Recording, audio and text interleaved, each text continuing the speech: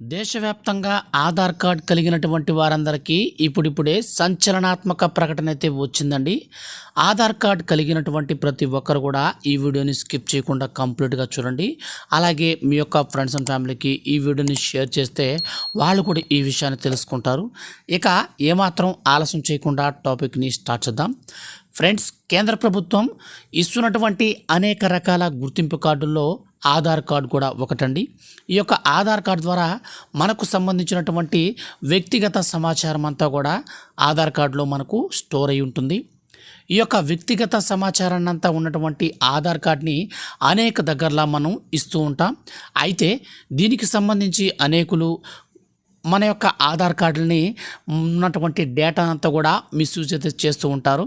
అంటే ఎలాగంటే మన యొక్క బయోమెట్రిక్స్ కానీ, ఐరిస్ కానీ, మన యొక్క అడ్రస్ కానీ, మన యొక్క పర్సనల్ డేటా అంతా కూడా వేరే వాళ్ళు ఎవరైనా సరే సులభంగా ప్రస్తుతం ఉన్నటువంటి టెక్నాలజీ పరంగా చూసుకుంటే ఈజీగా వేరే వాళ్ళు యాక్సెస్ అయితే చేసి దాన్ని మిస్యూజ్ అయితే చేయొచ్చు అనమాట. అయితే ఈ నేపథ్యంలో మన యొక్క కేంద్ర ప్రభుత్వం ఆధార్ కార్డు లబ్ధిదారులందరికీ సెక్యూరిటీని మరింత పెంచే విధంగా ఉద్యమం అయితే మనకు లింక్ అయితే చేయబోతుంది అనమాట.